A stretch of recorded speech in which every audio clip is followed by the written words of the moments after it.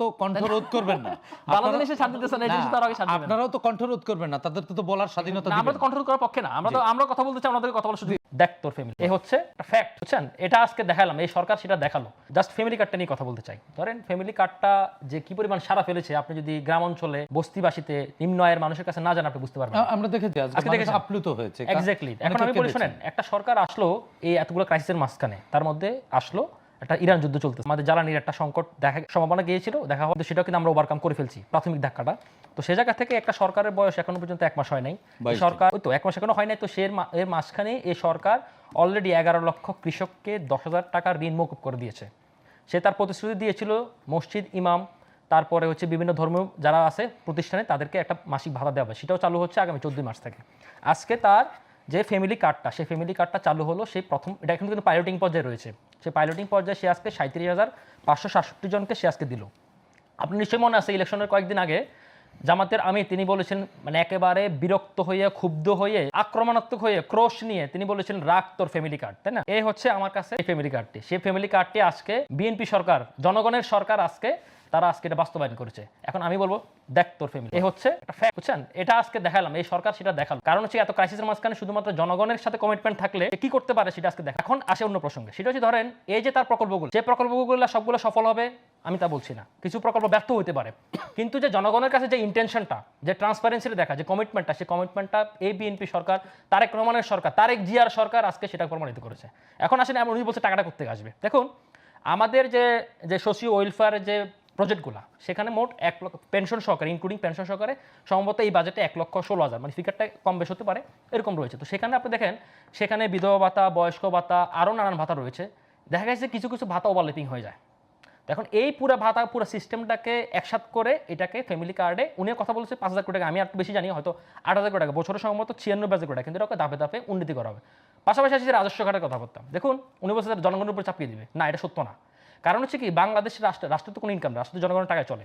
বাংলাদেশ রাষ্ট্রের ইনকামটা আসে কীভাবে জানেন? ফরেন আসে খুব 2-3টা খাত থেকে, রেমিটেন্স, গার্মেন্টস, সিরামিক, খুব লেদার, সামান্য কিছু খাত থেকে। আর বেশিরভাগ আমাদের রাষ্ট্রের ইনকামটা হয় হচ্ছে আপনার আমদানি শুল্ক এবং হচ্ছে পণ্যের ভ্যাটের উপরে। কিন্তু আমাদের কিন্তু সোশ্যাল ওয়েলফেয়ার অনুযায়ী বা বিজনেসম্যানদের কাছ থেকে কিন্তু আমাদের যে ট্যাক্স আদায় করে, রাজস্ব, এখানে দেখবেন যে কর ফাঁকিগুলো আসে, এবং কর ফাঁকি দেওয়ার জন্য তারা একটা শর্টকাট ফর্মুলা করে, তারা করে ব্যাংক ঋণ করে, নানা ধরনের কাজ করে কিন্তু এই ট্যাক্সগুলো ফাঁকি দেয়। এখন আপনি যদি প্রত্যেকটি মানে সোশ্যাল স্ট্যাটাস অনুযায়ী ধরেন যে গুলশান মনারি থাকে, তার থেকে আপনি ট্যাক্স আদায় করবেন না, অ্যাপ্রুভেড ট্যাক্স আদায় করবেন। যে ব্যবসায়ী, তার থেকে অ্যাপ্রুভেড ট্যাক্স আদায় করবেন। সেই ট্যাক্স যদি সঠিকভাবে আদায় করা যায়, জনগণ থেকে বাড়তি করার বোঝা চাপা করার দরকার নাই। অ্যাপ্রুভেড ট্যাক্স আদায় করলে এই রাষ্ট্রকে, জনকল্যাণ রাষ্ট্র ইজিলি করা যায়। আপনি দেখেন, আমি একটু শর্টলি আপনাকে বলি, আপনাকে ধরেন ইউনূস সরকারের আমলে সরকারি বেতন বাধা দেওয়ার জন্য তিনি লোন করেছে, তাই না? লোন করেছে এবং রাজস্ব ঘাটতি রয়ে গেছে। তো সুতরাং এই জায়গাগুলো যদি সরকার যদি ম্যাচ করতে পারে, তাহলে পারবে না। এখন একটা কথা মনে রাখবেন, এখন অনেকে প্রশ্ন করতেছে যে তারেক রহমান কি তার বাপের টাকা দিয়ে আনতেছে নাকি? না, রাষ্ট্রপ্রধান তার বাপের টাকা দেয় না, তার নিজের পকেট থেকে আনে না।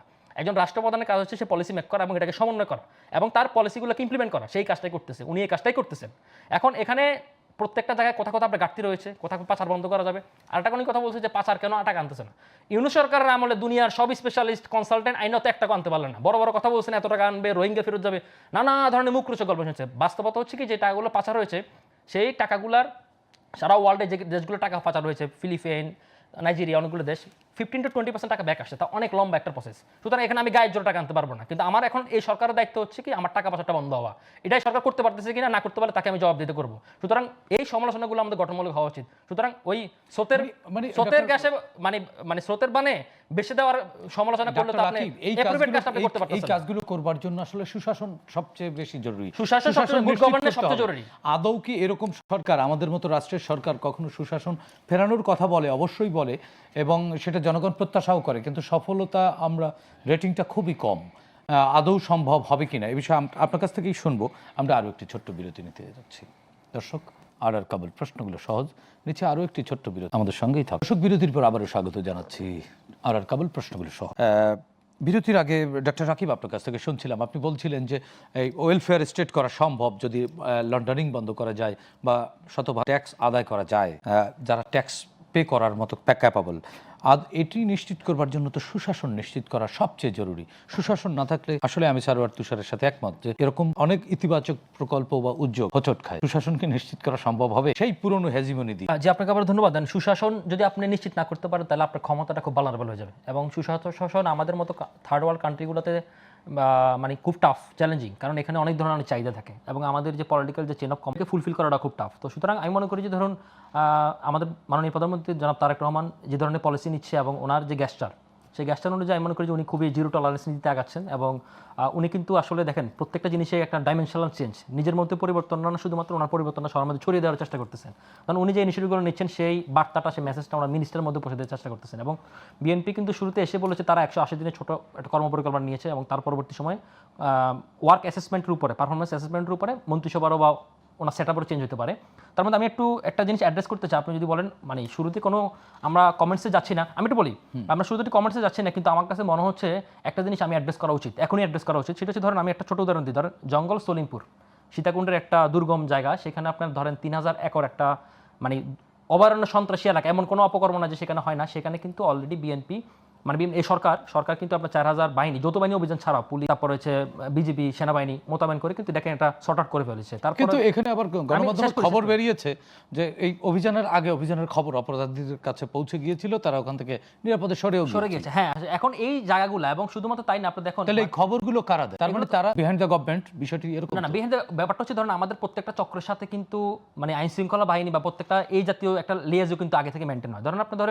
আপনি দেখবেন অনেক জায়গায় দেখবেন পুলিশ বা এই জাতীয় বাহিনীগুলো কিন্তু পকেটে আপনার গাঁজা বা ইয়ে দিয়ে তাকে ধরে ফেলতেছে, আবার যারা ব্যবসা করতেছে তারা কিন্তু আবার তাদের সাথে যোগদান করতেছে। এটা দিয়ে আপনি সুশাসন কিভাবে নিশ্চিত করবেন? আমি সেই পয়েন্টে আসতেছি, এবং এই জায়গাটা যদি আপনি ব্রেকডাউন না করতে পারেন এবং এই বিষয়গুলোতে যদি আপনি একেবারে জিরো টলারেন্স নীতি না দিতে পারেন, তাহলে কিন্তু খুব একটা অবস্থা খারাপ হয়ে যাবে। ডক্টর রাকিব, আপনি কিন্তু বলছেন যদি না পারেন, যদি না করেন, তো যদি মুক্ত বাক্য তো আপনিও নিশ্চিত হয়ে বলতে পারছেন না। না, এখন পর্যন্ত তো মাত্র 22 দিন হলো সরকার বয়স। এখন আমি 3 মাস মর্নিং শো অলরেডি তো সেগুলো করতেছে, অলরেডি তো অনেক উদ্যোগ আপনি নিয়েছে। আজকে একজন মানুষের পরিবর্তন দেখছি, সবার মধ্যে দেখছি না।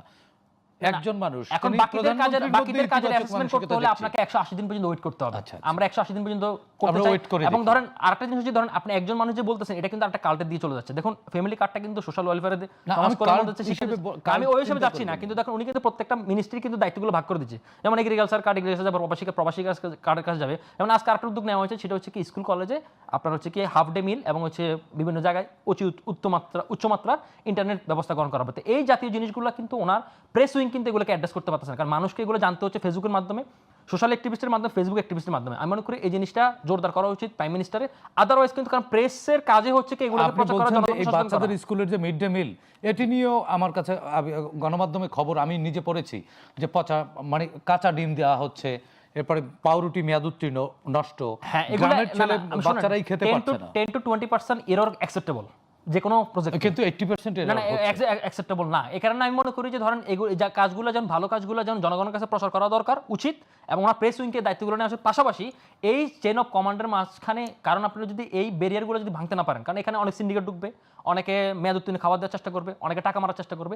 এই জায়গাটা যদি আপনি নিশ্চিত না করতে পারেন, গুড গভর্নেন্স যেটা আমরা বলি, গুড গভর্নেন্স না করতে পারলে তারপর ক্ষমতাকে আপনার চ্যালেঞ্জের হবে। কারণ এটা এখন হাসিনা যুগ নাই তো, এখানে সারা তুষারতে বসে আছে, কারণ ওনারা ধরেন তারা তো আর ছাড় দিবে না, তারা তো ভালো জিনিসে ছাড় দিতেছে না, এই জিনিসটা আগে ছাড় দিবেন। আপনারাও তো কণ্ঠরোধ করবেন না, ভালো জিনিসে ছাড় দিতেছে না, এই জিনিসটা আগে ছাড় দিবেন। আপনারাও তো কণ্ঠরোধ করবেন না, তাদের তো বলার স্বাধীনতা দিবেন। আমরা তো কণ্ঠরোধ করার পক্ষে না, আমরা কথা বলতে চাই, আমাদের কথা বলার সুযোগ দিতে চাই। দেখি সারোয়ার তুষার ভাই কি বলতে চান?